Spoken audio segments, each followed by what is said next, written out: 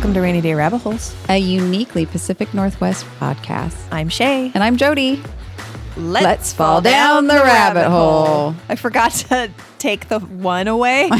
It So was a pause. We're hanging. Oh, yes. 3, 2, 2.5. Half. 1 3/4. Well, hey, Jody. Hey, Shay. How you doing today? I'm doing good. It's a good day. It is. So it's double recording day for us. That's right. That's why it's a good day. Exactly. So we are on to our second or third beer.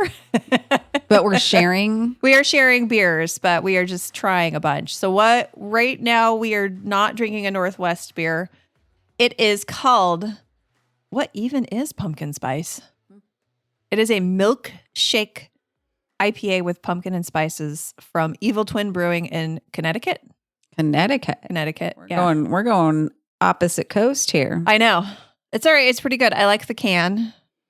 It's like a pumpkin spice latte with a straw hanging out of it, and there's pumpkin and spices like floating down into it on a dark green background. Quite pretty. What do you think of this one? I'm having a hard time separating the beer from the pumpkin pie. Yeah. And I'm not really sure I like them together. Yeah, I'm not sure what I'm drinking. it's got a little bit of an artificial flavor to it, right? Mm-hmm. So Like they were going to make a jelly bean out of this. Yeah. Not sure this one works. I've had pumpkin IPAs that are actually pretty good, but I think even though I love pumpkin spice, I think you got to put it in a stout or a porter. I don't know if it works with an IPA. This almost feels apple cidery with the spice. Maybe. Yeah, I'm confused. Yeah, I It's am confused confusing. too. This is a confusing beer. But you know what? I'm going to drink it. I know it's not going to keep me from drinking. That would be alcohol abuse. I'm not into that. No, I'm a mandated reporter. So unfortunately, we didn't have any McMenamins beer on hand today to drink, but I am wearing a McMenamins t-shirt from The Elks today's Club. topic, McMenamins Elks Temple. Yes. So today we are going to delve into the history of McMenamins a little bit. We're going to do a brief history of that. And we're going to talk about a brief history of the Elks Lodge and talk about one of my favorite McMenamins locations, which is in Tacoma, Washington, which is the Elks Temple. Awesome. I can't wait. I've been there multiple times and now multiple times with you. It is also one of my favorite McMenamins. Tell us about being a cosmic tripster. Okay. Well, I will definitely get into this more. Oh, did I jump ahead? Jumped ahead a little bit, yes. We will get into being a cosmic tripster. Okay, we don't have to do it now. We're not going to do it now. Okay.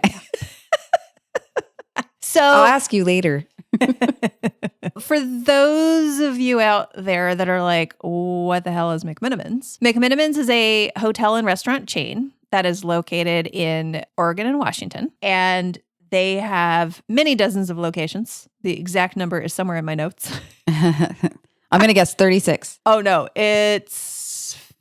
I think they're up to 64 now. Wow. I was My way notes off. say 56, but I want to say last time I talked to somebody, they said they're up to 54 or 64. So it's somewhere between 56 and 64. And are they all in the Northwest? They are just in Oregon and Washington. Oregon and Washington. Wow. Yes. Right now, it is the 40th anniversary of McMenamins as a brand. So they are celebrating their 40th anniversary this year. So As in 2024 or? No, as in 2023. 2023. So we're we're just finishing it. By the time this comes out, it might be already 2024. So Okay. now we're on to 41 years, but we're still going to do the 40th year anniversary celebrations. So I thought it'd be fun because I personally love McMenamins, and I have many of my best friends out there also love McMenamins, and we are all working on the McMenamins passport, which I will get to in a little bit. So I thought it would be fun to delve into the history of the company, and then maybe over the next year, we're going to visit some McMenamins and delve into the history of each place, because something that is synonymous something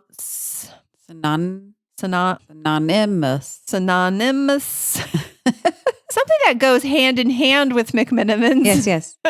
is history. So this company really likes to preserve the history of a location. And that's one of the things that I love about them. Yes. It's almost like going to a museum every time you go. I mean, and we've been to the Elks Lodge multiple times, and every time I see something new. I learn something new. They're not just you're not going to Applebee's. No. And it's not a Hilton chain. You go to a McMenamins for the experience. And that's what they want is every single time you step into a McMenamins, you're having an experience. You're not just having a hotel stay. You're not just having a meal. You're having an experience. And you're having a different experience than at another McMenamins that you may have visited. 100%. Yes. And there's many ways they do that, and we will talk about it now. I'm excited. All right, guys. Well, buckle in because I have 8 pages of notes. Click. All right. So first, let's start by telling you guys a little bit about the McMenamins company. So McMenamins was started by brothers Brian and Mike McMenamin. Oh, wow. So it is somebody's name. In 1983, when they bought the existing Fat Little Rooster Tavern in Portland, and they reimagined it as the Barley Mill Pub. So over the next 40 years, they would go on to open 56, well, maybe 64. I don't know. I need somebody from McMenamins. Please email me at Shea, SHEA, at rainydayrabbitholes.com and please tell me exactly how many locations. What's the official number? We need the official. I know, because I keep getting different things. How will we visit them all if we don't know? I know. I guess I should just look in the passport because it should have. Well, it seems like some have been added since. Well, also, are they counting every bar in a hotel as a location? Okay, we'll need to clear that up. Let's just go 56 because that's what my notes say. Different locations in Oregon and Washington, including bars, restaurants, 12 hotels, soon to be 13, theater pubs, breweries, distilleries, a winery, a creamery, a coffee roaster, bakeries, spas, event spaces, and even golf courses. So This company has their fingers in the hospitality industry in a very big way. Yeah, multiple aspects. That sounded a little dirty. Yes. Creepy.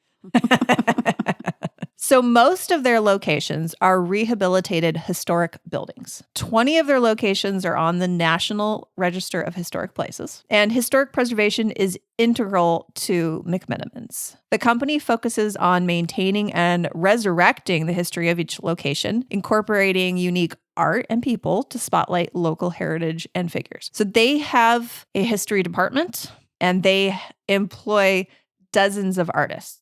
But their whole purpose in life is to keep the history of different locations and people alive. So it's fascinating. When you say dozens of, what did you say, historians? They have a whole history department. History department. So they have historians on staff, and then they have dozens of artists. Okay. Yes. So I'm assuming these artists do multiple locations or yes. Okay. Yes. Though I think some artists may kind of specialize in one location, like maybe Edgefield, because Edgefield's such a big property and there's so much history there. And the artists will change over the years. I've been at Edgefield multiple times where they were maybe redoing a section and making new murals that might reflect something different. But one thing about a McMenamins property, if you go in, look everywhere. Look up. Yeah. Look at the pipes. So a lot of these old buildings have exposed plumbing, and you'll notice they will have painted the pipes with art. The elbows might have a face. So there's some properties where every single plumbing elbow has a different face. Wow. Newel posts on stairwells will have art. How on top of a newel post on a stairwell, there might be like a big ball that might have a face or be painted as a sun. McMenamins is famous for everywhere you look, there being art. Yes, that's why every time I go, even to when I've been to multiple times, I see something new every single time. Just really, really, the details are incredible. Yes, absolutely. So one other thing that McMenamins is really amazing for is they really think about their environmental impact. And, a hotel and a restaurant, they can have a pretty big environmental impact. A lot of waste can be created by a hotel. There's a lot of water usage and a lot of trash. One thing they attempt to do is when they are renovating or building a property, they try to use salvage materials in construction. And they're dedicated to reducing that environmental impact they repurpose demolition debris, they recycle and compost, and they try to utilize sustainable hotel practices. Wow. So the McMenamins brothers were also pioneers in the brewing industry. So not only did they start brewing in 1985, when Oregon laws finally allowed bars and restaurants to serve beer they brewed on premises. So before that, you could not brew beer and serve it in the same location. Wow. So 1985. So you could brew it and sell it at a different bar? Right. You had to have a distributor. Okay. Yeah. Okay. And distribution laws up here are really weird. I know several people that own breweries, and I know people who have worked for big alcohol distributors, like Columbia Brewing. And yeah, there's some really weird distribution laws. Now, McMenamins has been pretty revolutionary in that I was talking to somebody there, and don't quote me on this, but I think it was they were able to cut out a distributor because they were selling within their own company. So like they could brew at Edgefield and distribute that beer to, let's say, Cornelius Pass, and do it without a distributor. Because before it was, if you were going to transport alcohol from one location to another, you would have to have a distributor do it. Wow. They've been able to work out where they can distribute between locations. Wow. So it's... That really make that tough business. Yeah. Alcohol laws are weird in every single state. I know that in Washington state, it used to be that you were not allowed to transport homebrew. So that meant that if you belonged to a homebrew club, you could not take your homebrew to another location to be sampled. Our homebrew club every year celebrates with multiple homebrew clubs around Washington, and even sometimes Oregon and Washington come up and visit, celebrating the passage of a law that allowed you to transport homebrew for the purposes of club meetings. Mm-hmm, mm-hmm. So we get together every year and we have this big party for the homebrew clubs where we try each other's beer. Right. Which is really, really fun. It seems some essential. Are good, some are bad. Like to the business, like trying each other's beers and critiquing and tweaking and finding new methods and recipes, and exactly almost impossible to do without that previous if law. You're a home brewer and you want somebody else to try your beer and say, what do you think? What can I do to improve this? Do you taste this off flavor? How do you do that without inviting them to your place? Mm-hmm. So this law allowed, I think it was something 50-60, allows the transport of homebrew. Anyways, that's neither here nor there. It's just alcohol laws are weird. Mm-hmm. At the time in the 1980s, most bars would have 2 or 3 beers on tap, right? It would be Bud. Right. Maybe Miller. Around here, maybe some Rainier. And then maybe at that time, craft beer was pretty much limited to maybe a Sierra Nevada. Mm-hmm. Oh, right. I can't think, or maybe what was it? Mike's? No, not Mike's. Sam Adams, maybe. Okay. Sam Adams and Sierra Nevada in the 80s maybe would have been the only quote unquote craft beer you could get, right? So at that time, when most pubs would have 2 to 4 beers on tap, and usually it was just your Coors, Millers, Buds, they would have 35 beers on tap, which was in the 80s. Unheard of, right? And they also were really open to experimentation. They would throw fruit and spices and other weird shit in their beers, where most brewers were like, oh my God, that's not beer. Right. So you're bastardizing it. Right. I mean, but that's why you have to. If you're going to have 35 beers on tap, you got to get crazy. Well, innovation. Exactly. Takes some creativity. Exactly. For sure. And chances. Yeah. I mean, if it wasn't for people like the McMenamins brothers and other brewers that were innovative, we wouldn't have the beer industry that we know today, which is, I mean, you're a disgusting wealth of choices, right? Right. Just hearing you talk about how it used to be, I'm like, oh, how boring. No wonder I never liked beer. I know. I just didn't like those beers. Right. All right. I mean, now it's to the point where sometimes you go into a place and there's too many options where you're like, I don't know. You've got 14 IPAs. I don't know which one. Right. It's like when we went to the Berliner. There's like 20 different German beers on tap. And I'm like, I don't know. There was 3 different Oktoberfests. They all tasted fairly similar. So it's kind of like, I don't know. What do I choose? You tell me. I'm overwhelmed. Around 1985, the brothers opened the Hillsdale Brewery and Public House in Portland, where the brewery, I love this, was named after Mike's nickname, which was Captain Neon's fermentation chamber. Was his name Captain Neon? Was that his nickname? Yeah, I'm sure his nickname was not fermentation chamber. Right. That's just my husband's butt. The entire lower GI tract. Right. No, it was Captain Neon, I guess, was Mike McMenamins' nickname. Captain Neon. But I love that they called it the fermentation chamber. That's pretty good. That's fancier sounding than just the brewery. Right. I like it. The brew house. Much better. So the company is a family affair as well. So not only do Mike and Brian run the company, but Mike's 3 kids, Dan, Sean, and Shannon, are heavily involved with operations. So his 3 kids. Yes. Shannon McMenamin is also the host of the McMenamins podcast, The Red Shed Tapes. Oh. I haven't listened to it yet. I will admit I haven't listened to it yet, but it is on my list to listen to this week. What is the Red Shed Tapes? So the Red Shed the Little Red Shed is a bar at Edgefield. Okay. It's out in the middle of the grounds, and it is literally just a little red shed. So when they take over a property, a lot of times there will be weird outbuildings, and sometimes they'll just turn them into bars. So that was true of this one. It was just literally a shed on this property. And so they put a little bar in there, and they put a fireplace. Oh, and it's tiny. I think there are like 4 chairs in there. Oh, wow. Little shed. Yeah, so especially in the wintertime, it's great to go in there and sit by it's a wood fire. It also serves beer on concert days because Edgefield is the big concert venue. Yeah. Outdoor? Yes. Where we saw Norah Jones last summer before last. And that's where we got COVID. Oh. Great concert. COVID was not so great. McMenamins, Norah Jones, and COVID. Yeah, it's fine. COVID was fine for me. Not so much my husband. You came in prepared. And I was like, I didn't feel very good for 3 days. That was as bad as it got for me. I was very lucky that it was like, I don't know, I feel kind of bad, I guess. I don't know. And he's like, do I need to go to the hospital? I know. Yeah, he had a fever of 103. Like, yeah. Okay. So anyways, they are a company that strives to make McMenamins a great place to work at as well. And they do their best to take care of employees. So if you talk to any McMenamins employee, most of the time they're going to tell you that they love working for the company. One thing that they do for like bartenders and servers, if there's a location that has a bunch of different bars, they'll move them around so they don't get bored.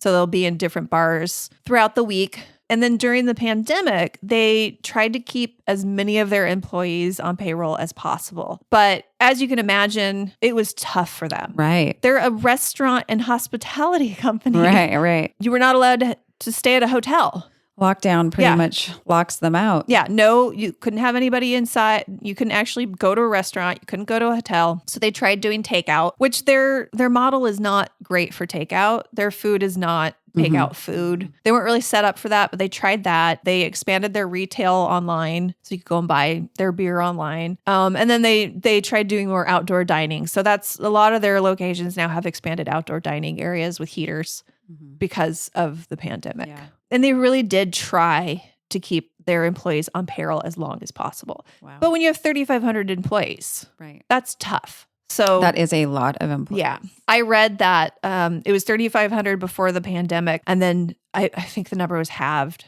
at this point. Yeah. And it's still not coming back yet. I think like most of the hospitality and restaurant industry, they've had a really hard time getting people to come back to work. Well, yes. The public's not fun to work with right now. Well, I imagine too, a lot of people that were in the service industry maybe went on to find different types of jobs during the pandemic because what do you do? Right. They needed a different source of income and they found something and now they're not back. Yeah. Yeah, exactly. And then you've got young people that have never had jobs coming into the industry. And I would imagine things are different working with the young people of today. I mean, I know that, and I don't want to be disparaging to anybody who's in their 20s right now, because I'm sure you're all lovely people. But I don't know if you've noticed a lot of times when you go to places and the people that are in the service industry in their 20s, there seems to just be a complete lack of interest from them. Right. They're less engaging. They're less likely to have conversation with you that's off, is friendly and outside of just, you owe this much money. Thank you very much. Well, and I wonder how much of that too is just the socializing aspect.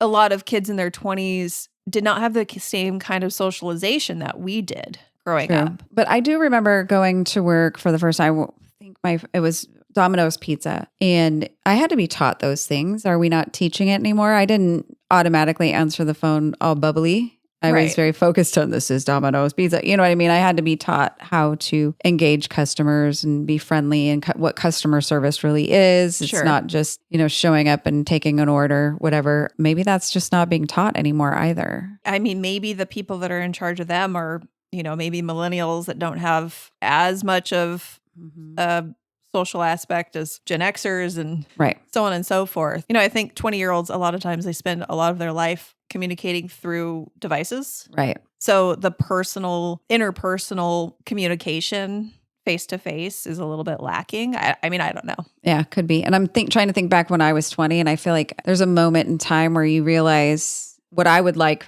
from somebody in the service industry as a customer, I now need to be as somebody working in you don't always put yourself in both shoes. You put yourself in one shoe. This is what I want as a customer, and this is what I want as an employee. And I don't want to do the opposite. So I think in that age group, it kind of takes growth, maturity before you can take all perspectives. Maybe that's a little bit of it. I think back to just when we visited Elk's Temple last week and went to that history presentation. The young people that were checking our tickets were...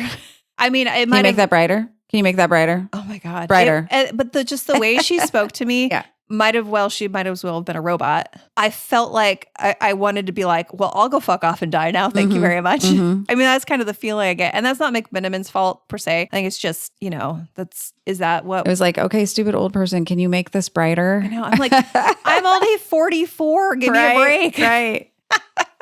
So old to a 25-year-old. And I was being so bright and cheerful and nice. I mean, I don't know. Yeah, I did feel like we were annoying her or something. I know.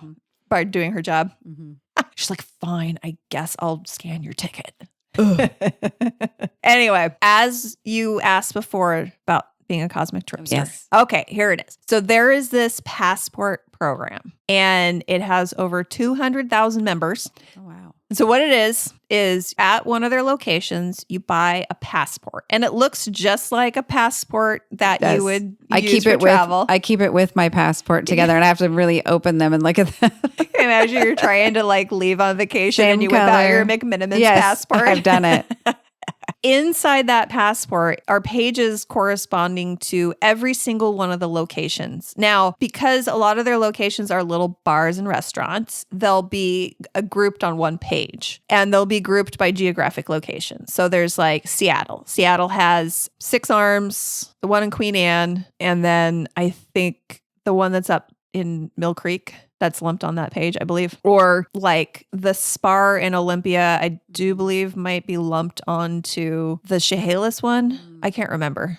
Anyway, neither here nor there. Then the hotels will have their own page because each hotel has multiple bars and restaurants inside of it. So what you have to do for this passport is you have to literally visit every single McMenamins location. And if you're visiting a hotel that has multiple bars, you have to visit every single bar. Yeah, you're going to go to every single McMenamins out there. Now, it used to be that you didn't have to purchase anything to get these stamps. During the pandemic, they changed it a little bit where you had to do a little photo hunt literally at every single location, which got kind of old. And especially when it's in a little restaurant, you're bothering the people that are eating. Where were we? Lincoln City, when we had to go find something and these poor people are eating. And we're taking a picture. Their booth. So they've changed that up so that if you buy a drink or something to eat, you don't have to do the photo thing. So if you're not going to buy anything, you have to do the photo thing. And then some of them, you do have to buy something like movie tickets. In some of the Portland ones, there's to get the Baghdad Theater, you have to buy movie tickets. And then don't you get a stamp for if you stay the night at a hotel as well? Mm-hmm. Yes. So you get stamps for doing different activities at the properties. So those are your activity stamps, your activities and experience stamps. Staying the night, you get one. If you soak in one of there are soaking pools. If you go to the spa, if you attend a concert, or you play a game, because they have lots of bars that have shuffleboard and pool and darts. If you get a wine flight or a beer flight, or try a cider, or buy a growler, or buy a bottle of spirits, you get a stamp for all those things. For the activities and experiences, every 4 stamps you get a $20 gift card. Oh. So you eventually pay for the passport pretty quickly. Yeah. And then mine's been put away for a few years, but I very quickly made my money up at first. Yeah. Yes. Mm-hmm. And then when you finish a page for a location, you get a prize. A lot of times the prizes are like a burger or an appetizer. But at the Elk's Temple that we're going to talk about today, there's a whole cabinet of prizes you can get. And I got my second one the other day, and I got a lovely t-shirt, which I'm wearing today. Yes. Then when you finish that entire passport, and you can take as long as you want to do it. Yeah, mine's been around for years. My first one I started, I think, in 2016, and I didn't finish it till 2019, the end of 2019. Yeah. At the end of it, you get 3 nights stay at any of the hotels. You get a pair of concert tickets, happy hour pricing for a year. Holy cow. And you get to attend an all expenses paid party. So they do 2 or 3 of these parties a year. And everybody who finished their passport in a certain time period can go to that party. Wow. So there's bands, there's food, there's booze, and they're really, really fun. So that's the big thing. And then there's people that will finish 2 a year. Oh my goodness. Yeah. That's dedication. That's retired people. Yeah. So the great thing about it is it makes visiting these locations fun. It is, yeah. Especially if you go with friends and you're like, oh, we got to go find this. So the hotels will have you do a photo scavenger hunt, and they'll give you a little poem that's a clue. Right. And you have to go find the painting or photo that relates to that. So it makes it fun. Mm-hmm. And the little prizes along the way are great. And it's just genius marketing. It is. It is. The whole thing is genius marketing. You know, having the hotels, the bars, the theaters, wineries, breweries, all of it. It's a full experience at any McMenamins. They're all different, but you can get a full experience by visiting them. Yes. Mm-hmm. And staying at the hotels is fun. Now, all the properties are a little bit different. My favorites to stay at is Edgefield, which is in Troutdale, Oregon. And we're going to go there and we're going to dive into that sometime this spring. We're going to go. We're going to do a girls trip. I can't wait. And we'll dive into the location or the history of that location, because that one has a really, really interesting history. That's my favorite one, not only because the grounds itself are expansive and they have a winery, a brewery, a distillery, a theater, an 9-hole pitch and putt golf course. Oh. One of the bars has shuffleboard and pool and darts, and they have the full concert venue there as well. And they have live music. It's like a resort. It is. And that location has a saltwater soaking pool. Oh, see, that's what I want. That is not just like a big hole with water in it in the ground. It is this long, meandering pool that curves through rocks and plantings, and there's a bridge. Wow. And they have lighting. Like a little lazy river. Oh, it's beautiful. Wow. It's salt water. And it's just magical. Yes. It's my Please favorite. take me. Please take me. I'm in. So the hotels themselves, though, your rooms are bare basic. A lot of the properties don't even have private bathrooms. You have shared bathrooms. Lost me. Well, Edgefield has some private bedrooms. They're not cheap. I'm going to tell you, unless you're going off season in the middle of the week, certain weekends, like I can't remember what weekend I was looking at. The queen room with a shared bathroom was going to be $350 a night. I was like, no. Normally you're going to pay $150 to $200 a night to stay in one of these places. To get the king room with the private bathroom, you're going to pay $185 to $230 a night. They're not cheap, but you're there for the experience. That's why we haven't done it yet, actually, because we haven't, that's one of the things on our passports we haven't done yet. Yeah. And that's one of the reasons, you got to go off season, middle of the week. And I'm usually doing my hotel stays somewhere else. Yeah. Yeah. Tropical. And Rich is just not interested.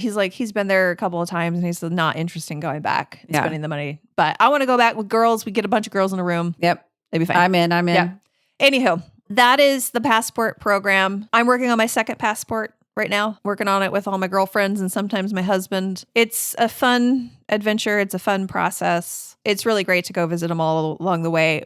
Some of my girlfriends and I will do these trips down to Oregon where we're like, this is a stamp collecting trip.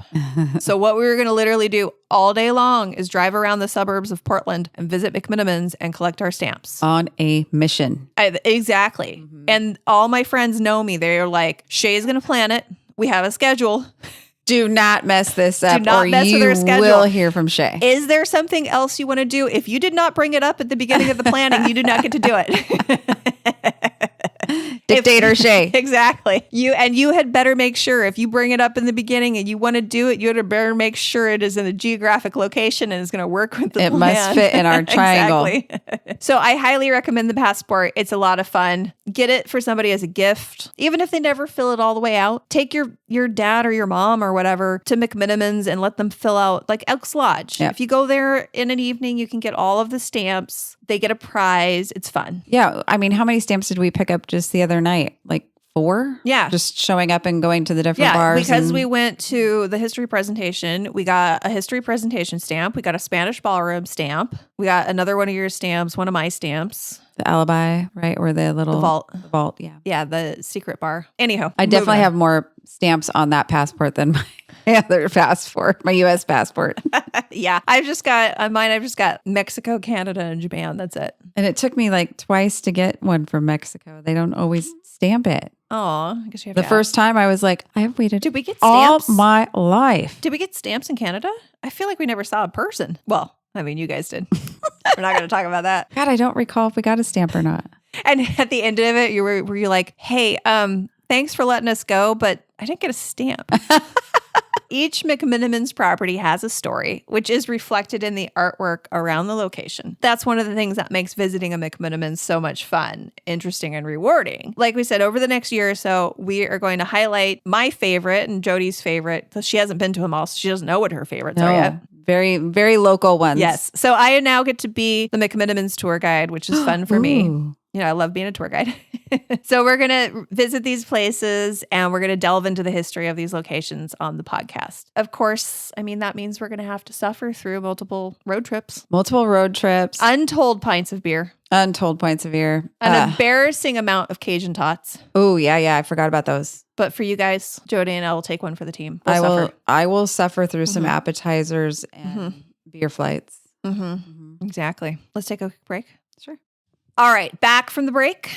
So here we are. First McMenamins episode. First location that we're going to highlight is, of course, right here in Tacoma, Washington, a.k.a. Grit City. I don't know why it's called Grit City. I will find that out later, in a later date. Did you say grit? Grit City. Yes, like the grit of your sandpaper. Oh, the gritty people. Yeah. Gritty town. Also, from that presentation we went to last week, I have learned that if you live in Tacoma, you're Tacoman. Oh, yes. You sure it's not Tacoman? Tacoman. Tacoma. So just a little tidbit before we start. I used to come to Tacoma as a teenager, and this is when I lived in Enumclaw with my dad. And I thought when I was a teenager that I was going to be an architect. So I was really into architecture. And so we used to go to the Antique Row, which is just a half a block away from McMenamins. And we would walk by the Elks Lodge. It was in disrepair. It's been in disrepair since the 1980s. We would stop and talk about what we think that space could be. Oh, wow. So we would imagine it as a conference hall or condominiums. And you're probably like, what, 12 or 13? Yeah, it was like 13. 13. Mm-hmm. Yeah. So it's been a place that's always been kind of near and dear to my heart because I always dreamed of it becoming something more than just sitting there rotting. So when I found out that my beloved McMenamins was going to be renovating this property, I just about wet my pants. Yeah. So when did they acquire this property? I cannot find the exact year. I read 2007 and I read 2009. It seems like they had it a really long time before. I think it was 2007, but I would love for somebody from McMenamins to set me straight on exactly when it was acquired. The 7-story, 44,000 square foot Elks Temple, located in downtown Tacoma, was built between 1915 and 1916 and designed by, I'm going to butcher this French name, E. Ferreri Champagnet. Oh, you said it just right. It was perfect. A graduate of École des Beaux-Arts in Paris. Nailed it again. Did I? Nailed Look at it. me go. I should be French.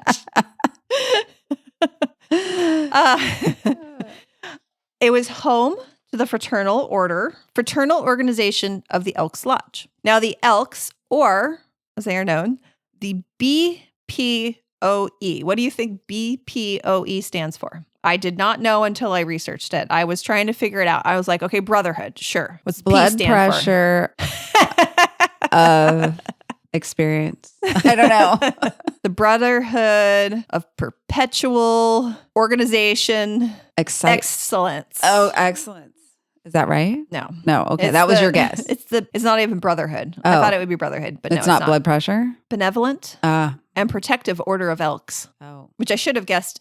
E was Elks since it's the Elks. Or not actual elk. The Protective Order of Elks is the members? The fraternal organization is the BPOE. Okay. That's the Benevolent and Protective Order of Elks. So they call the members Elks. Got it. Okay. Yes. It actually began in New York in 1868. A small group of actors and entertainers wanted to be able to gather on Sundays, but New York had in place these blue laws, or they're called Sunday laws, where taverns weren't allowed to open on Sundays and other public organizations could not open on Sundays. And the blue laws, like I said, also known as Sunday laws, restricted or banned certain activities on Sunday. And they have actually been in existence since 1656 when Dutch colonialists put it in place.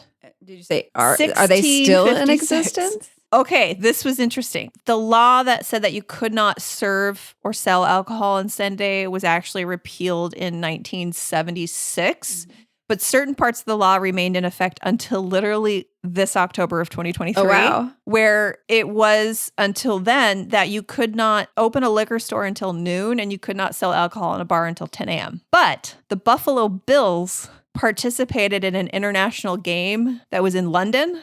Oh, yeah. So that meant that the game was going to be before 10 a.m. in New York. So they changed the law to allow alcohol to be served after 8 a.m. Wow. So that Buffalo permanently, Bills fans, it wasn't just for a day. Yeah. Oh, that's hilarious. So now liquor stores can open earlier and bars can serve alcohol earlier on Sundays. I thought that was really interesting. That is interesting. And all the way up to 2023. To 2023, yeah. Like puritanical laws that are 400 years old are still in effect. Mm-hmm. All right, so this group began to meet regularly as the Jolly Corks. So remember, these are theater actors. These are entertainers. Oh, yeah. And shortly before Christmas in 1867, one of their members died and left his wife and children destitute. So the Jolly Corks felt that in addition to the good fellowship of their group, that they needed a noble purpose that would serve others in need, and the Fraternal Order of the Elks was born. So the reason for the name Elks is that it is a noble symbol, and that while peaceful, it will rise in defense of its herd in need. It's stately and majestic.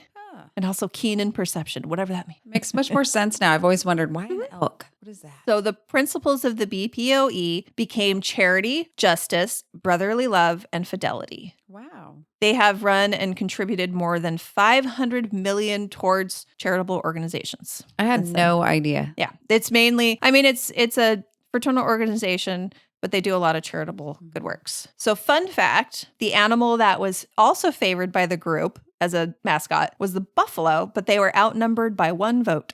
Wow. So the reason for the buffalo is that many of the traditions adopted were inspired by an even older fraternal organization that started in England around 1010 AD. Oh, wow. The Royal and Antediluvian Order of Buffaloes, the RAOB, as it was known, also practiced an 11 o'clock toast in remembrance of the Battle of Hastings that happened in October of 1066. So William of Normandy set forth certain rules that were trying to keep control of the Norman Saxon population that were always in a state of rebellion and revolution. The rules included a curfew requiring all of the watchfires in the city to be extinguished at 11 p.m. And so this would also discourage people from being outside after curfew. And there was a militia and there were guards afterwards. So if you were out, you could be put to death. Oh, wow. So the hour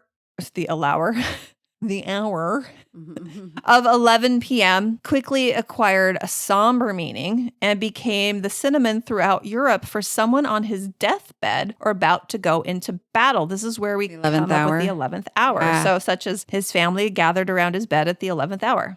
That's where that comes from. Fascinating. And also, I thought buffalo were specific to North America. No, sounds like they were obviously in Europe. If they had this order of buffalo in Europe. That is a good question. Let's turn to Google.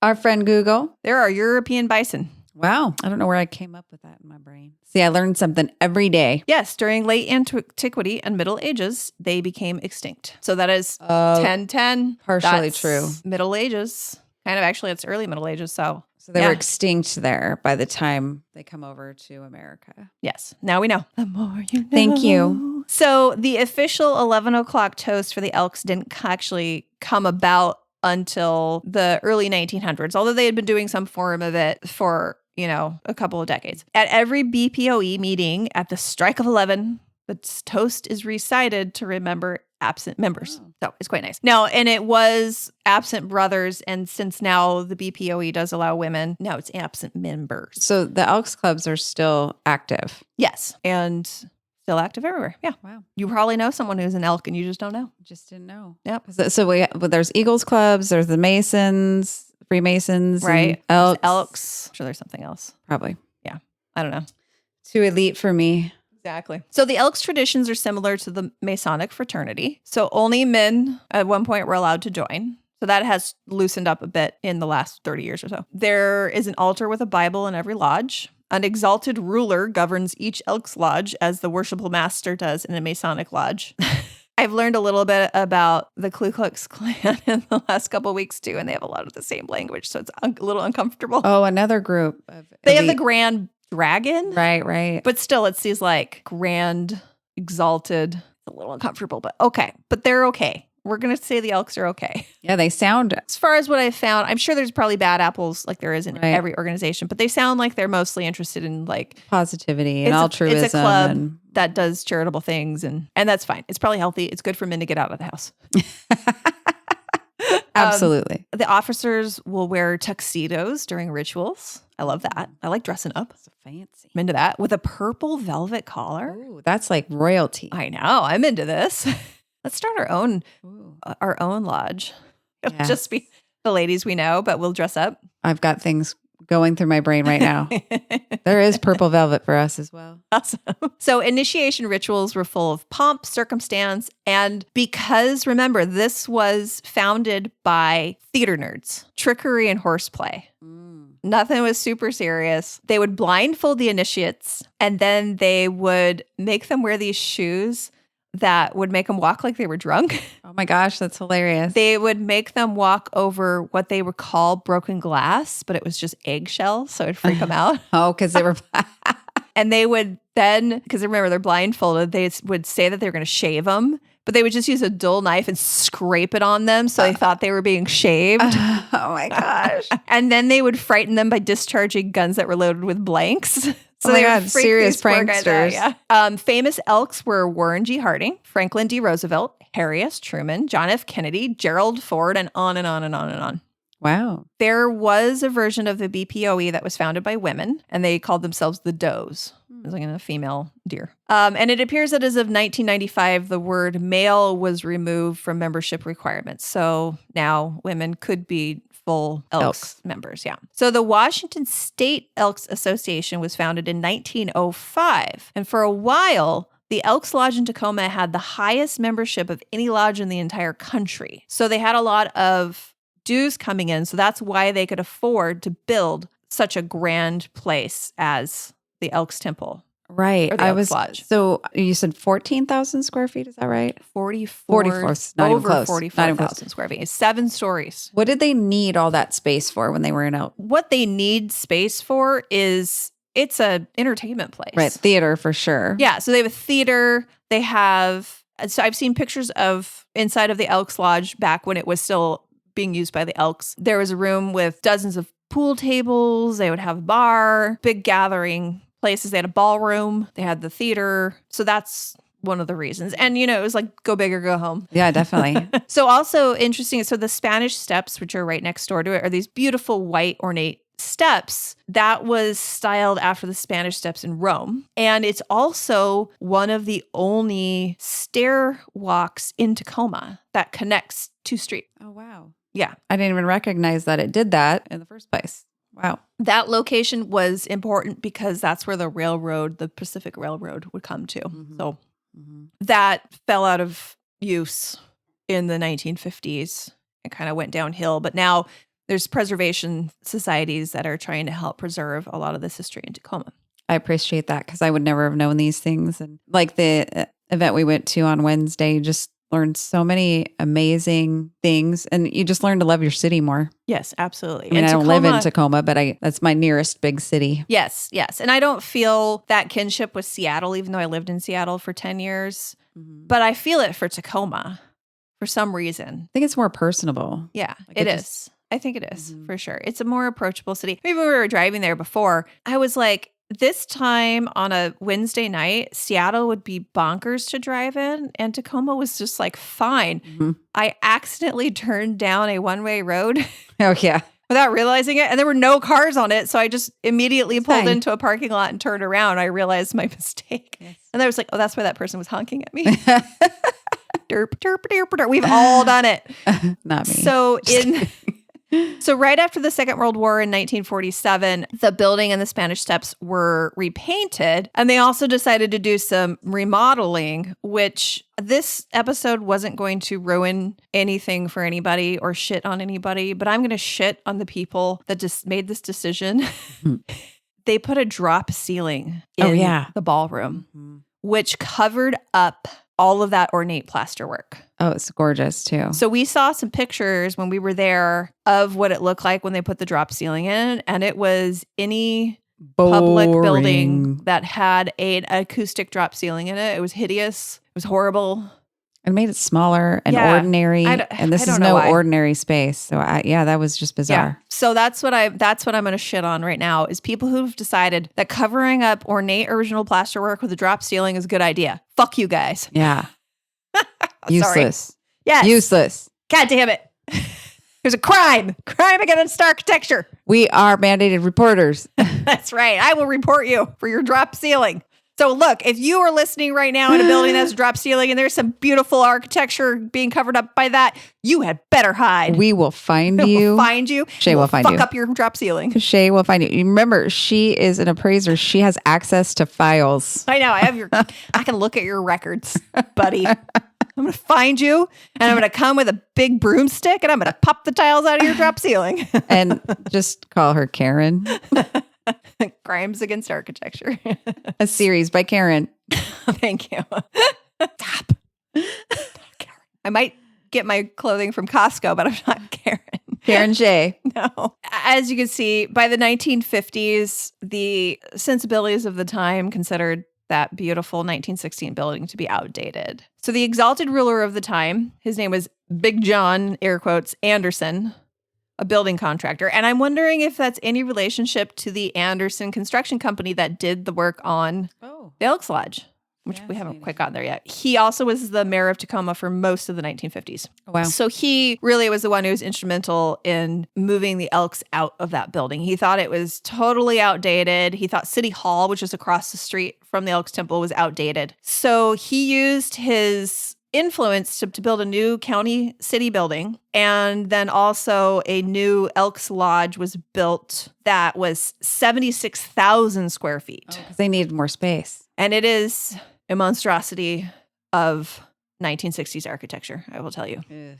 It's very bad. In 1965, the Elks moved out of the Elks Temple. So now the new owner would rent out the building for events. The space had pretty much been available only to white men up until this point, and then the people who worked for the Elks Lodge. So now it's open to anyone. Mm-hmm. So in the 1970s, there would be some annual balls for African-American teenagers. And then also now the gay community had a space to hold celebrations, which they hadn't before. And the new owner was open to whoever wanted to rent the space. I was going to say, because that's still pretty early in that, that movement as well. Yes. When you visit Elks Temple, you'll see art that reflects a lot of the people who used it after the Elks moved out. And there's a lot of African Americans, there was a lot of the gay community, there's a lot of vaudeville. It's a lot of fun to see the people represented that may have used it after the Elks. And they did that all the way up until the remodel to include the graffiti artists.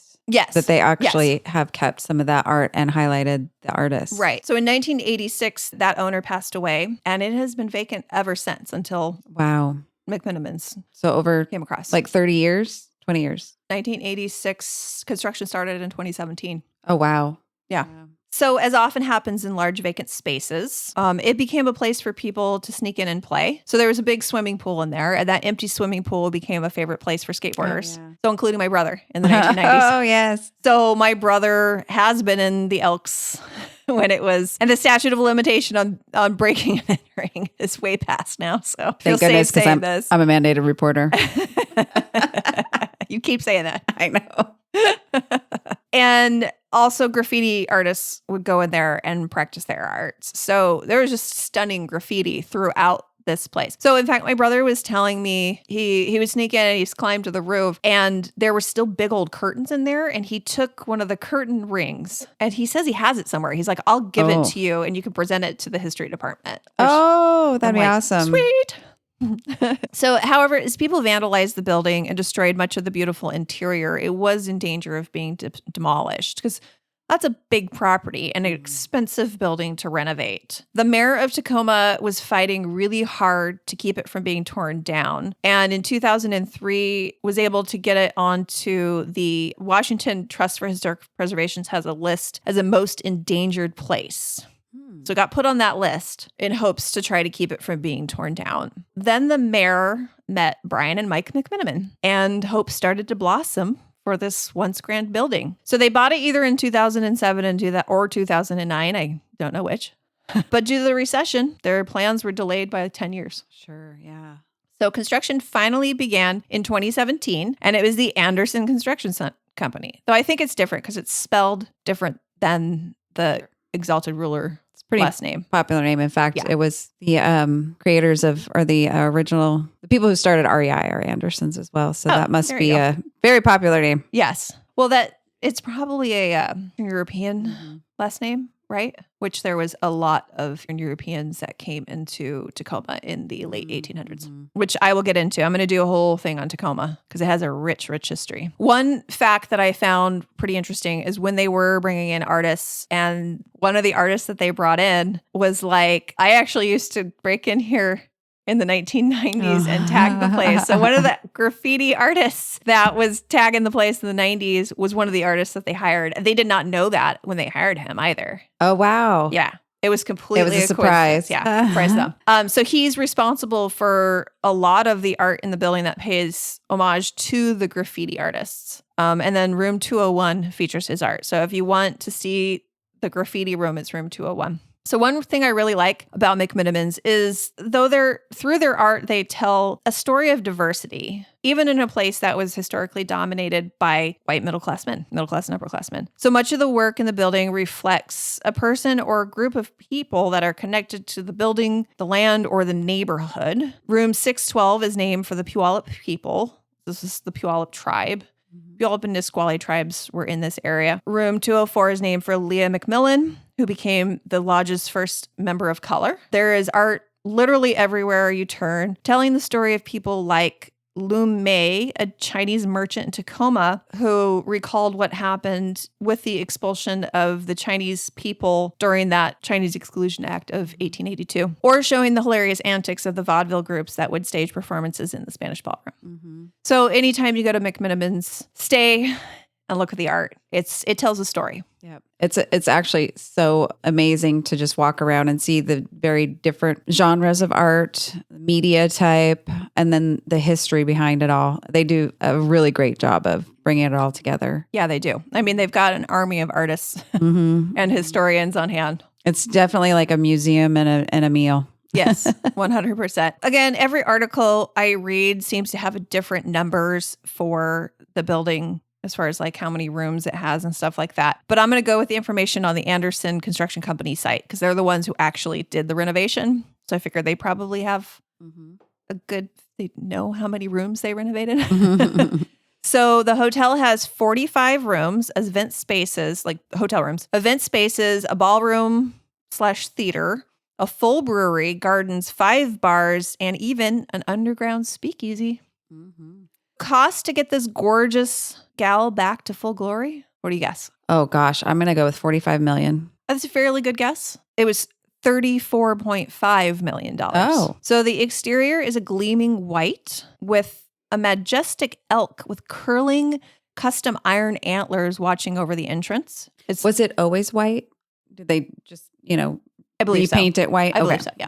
It's located right next to the Spanish Steps, which we talked about. The interior is a riot of antique and custom light fixtures, rich colors, fabrics, velvet drapes, warm gleaming wood, stained glass, and art everywhere you turn. They spent over 5 years curating those light fixtures with hundreds of unique pieces, including a fixture from Seattle's shuttered Orpheum Theater, which I I can't wait to see which one that is. When we have our private tour, which, by the way, I'm working on getting set up, I'm going to be like, which one is it? Yeah. As you walk in that main Broadway entrance, you're greeted with a sumptuous lobby that has a huge fireplace, ornate velvet couches, big heavy drapes, and brocade chairs. And if you're staying in the hotel, you go to the left. The front lobby is there. And that's also where you can get your prize, or you can walk straight through and you're in their main restaurant. And this is where they have a big, beautiful bar. There's light fixtures everywhere. There's tables along the outside of the building and beautiful views over Commencement Bay. So if you can go in and have dinner there, ask if you can get a window seat so you can look out at the bay. It's beautiful, the views. Yes. And now that the false ceilings are gone. Yes. And it's just so huge in there. It's and beautiful views and lots of artwork. It's great. Yes. There's ornate plaster everywhere, big fireplaces. There's some of the original stained glass in there. And that restaurant is the only location in the building that you can get Cajun tots at. Oh, just FYI, realize. If you're there for your tot fix, got to be at the main bar. They also have the largest selection of beer and wine of the bars in the hotel.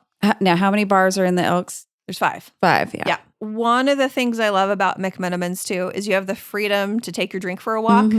So go in, grab yourself a drink, and then you can keep exploring. Yep. We wandered around that museum of a hotel or building. So if you go into the restaurant, grab yourself a beer or a glass of wine or a signature cocktail, which, by the way, they make their own spirits. So they have a full cocktail list that they use with their spirits. It's really, really good. And then continue to head east towards the back of the restaurant. And there's an exit door back there. So you're going to pop into that through that door.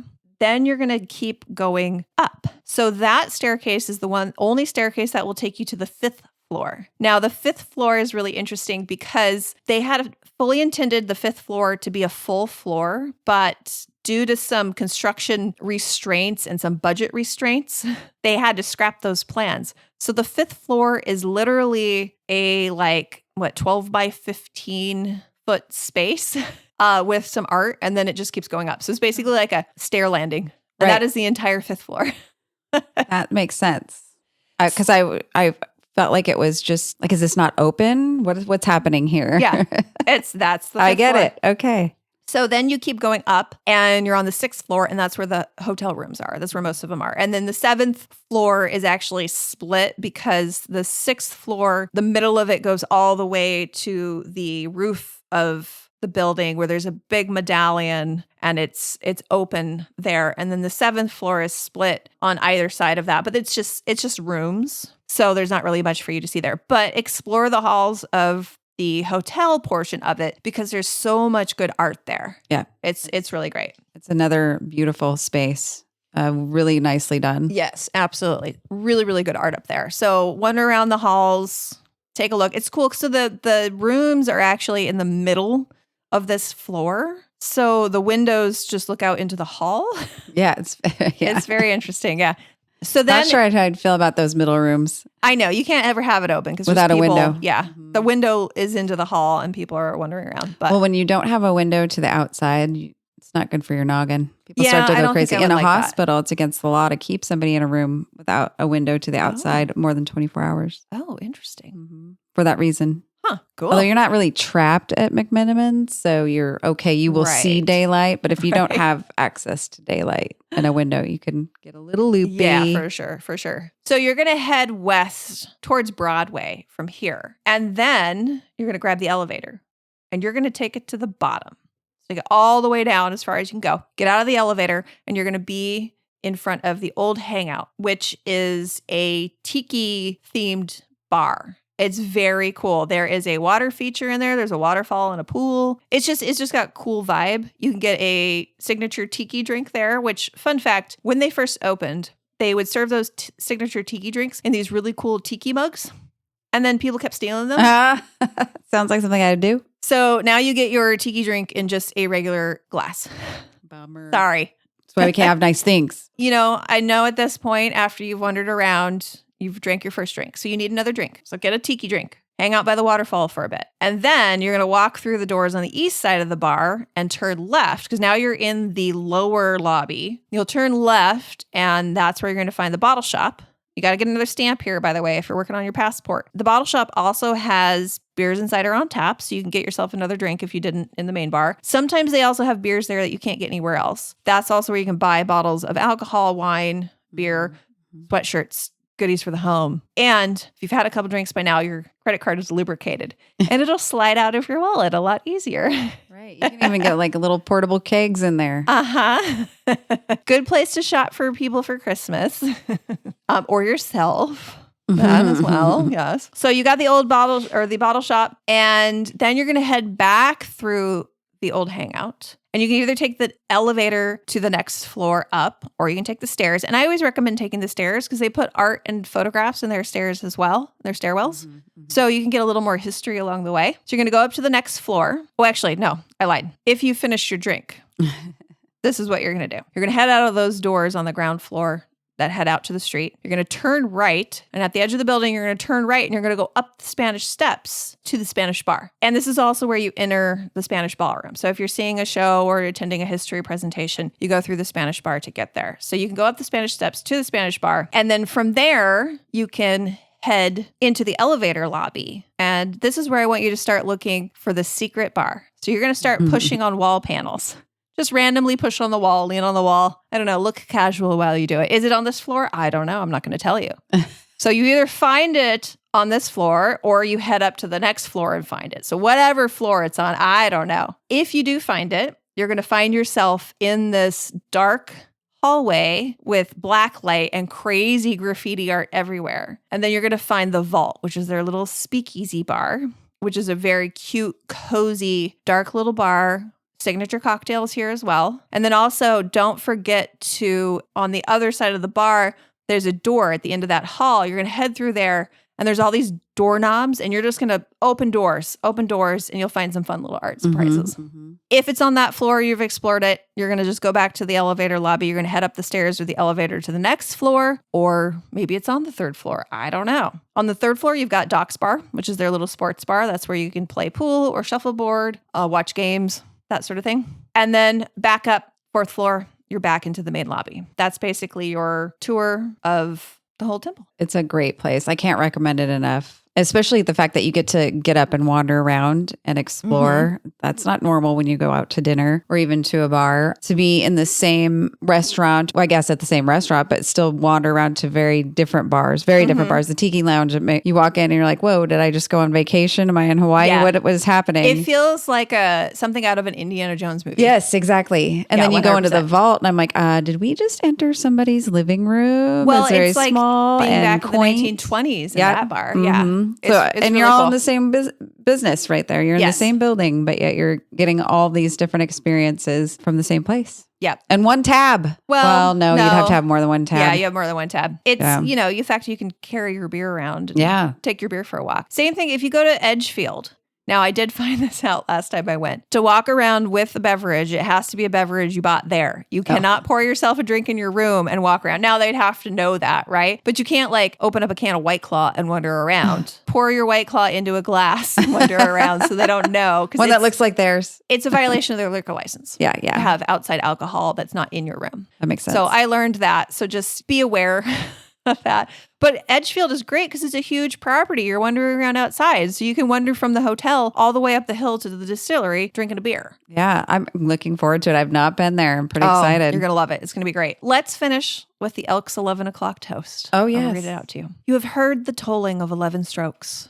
This is to remind us that with Elks, the hour of 11 has tender significance. Wherever an elk may roam, whatever his lot in life may be, when this hour falls upon the dial of night, the great heart of elkdom swells and throbs. It is the golden hour of reconciliation, the homecoming of those who wonder, the mystic roll call of those who will come no more. Living or dead, an elk is never forgotten, never forsaken. Morning and noon may pass him by. The light of day sinks heedlessly in the west. But ere the shadows of midnight shall fall, the chimes of memory will be pealing forth the friendly message to our absent members. That's the 11 o'clock toast. Beautiful. Cheers. So I have lots and lots of sources, which I will eventually get around to posting on our website. But one I really want to point out is by my new acquaintance, Michael Sullivan. So we were fortunate enough to meet Michael when we visited Elks Temple last week, and we attended a history presentation on the immigrants that built Tacoma. He has a really great website at tacomahistory.live. And you can find dozens of articles about Tacoma history. He's an emerite professor that specializes in Tacoma history. So he knows his shit. He is an actual expert, unlike us. Yeah. UW professor. Yes, he's a UW professor. Great guy, really friendly, great speaker. Passionate about his topic. Absolutely. And this article in particular was fascinating. It was called About Time for Another Rhyme, and it was about Elks Temple. And I encourage you to go to his website and check out other articles. And he has agreed to come on the show sometime this year. Yes, we're pretty excited. Yeah, I'm very excited. Authentic history will happen. Yes. So I'm excited to jump into a multi-part series about Tacoma sometime this year. And he's going to be the perfect guest. And then we will be coming back to Elks Temple soon because I am currently working on getting us set up with a private tour to speak with some of the artists. That's going to be amazing. And then also we might have a chance to connect with Shannon McMenamin for the Red Shed tapes. I'm really hoping that's the goal. That's the dream. And maybe let's put it out there in the universe. We're going to have an interview at some point with Mike McMenamin. Putting it in the universe. We gotta put that out there to make it happen. Yes. Absolutely. Putting that out in the universe. If you have any questions for the McMenamins, should we ever get to talk to them? Or if you have any specific questions. Or when we get to talk to them. Yes. Exactly, for when we get to talk to him. If you have any specific questions about Elks Temple that you want me to ask when we get our private tour, you can either email Jody at JODY at rainydayrabbitholes.com. Or Shay at SHEA at rainydayrabbitholes.com. Yes. So email us any questions you have about Elks Temple, and we will try to get those answered. If you have a favorite McMenamins location that you want us to visit and questions about that location, please email us as well. You can also find us on Instagram, which is Rainy Day Rabbit Holes Pod. Facebook, and then our YouTube channel. Rainy Day Rabbit Holes. You can get the podcast on there if that's how you like to listen. And please go rate and review on wherever you find your podcast. Subscribe. Yes, podcasts live or die by these things. So please take a minute and give us a review. We will read out our 5-star reviews on future episodes. Yep. But we need some reviews for that to happen. If you'd like to be included in our episodes, please let us know. Yeah, make sure you tell friends and family. We need to get a couple hundred downloads per episode to start monetizing, which will help us pay for all of the things that we pay for. So we need more people to listen. So please tell friends and family. Yes, we're having a great time. We hope you are too, and hope that we can keep doing this. Absolutely. Well, I guess we'll see you next time. Yep. More exciting information you'll hear from us next time. Yeah. I have no idea what we're doing next time. Me either. I know. We're going to have to look at this It's up in the air. And I was just running through my head the topics that I have in mind. I know. I really want Summer to be here because they're all my favorites are like, let's go to that place. Well, we need to schedule our Edgefield road trip, our little Edgefield trip, and have that on there. But yeah, now that Michael Sullivan sent me his website, he's like, oh, you might find some topics in here you want to do. Now I'm like, okay, now I have 15 new things that I want to do. So it's picking the topic. I have a lot of topics I want to do. And again, you can email us if you have topics you want to do. Don't tell us in person because we won't remember. Just email, please. Absolutely. All right, guys. Well, we'll see you next time. See you down the rabbit hole.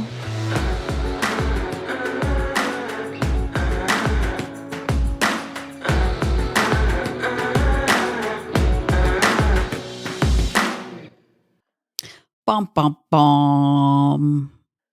Welcome to Rainy Day Rabbit Holes, a uniquely Pacific Northwest podcast. I'm Shay. And I'm Jody. I don't know why I'm laughing. I've suddenly got the giggles. Okay, let's try that again. I should tell you about the day we got married and we laughed through the whole thing. We couldn't even get through our vows.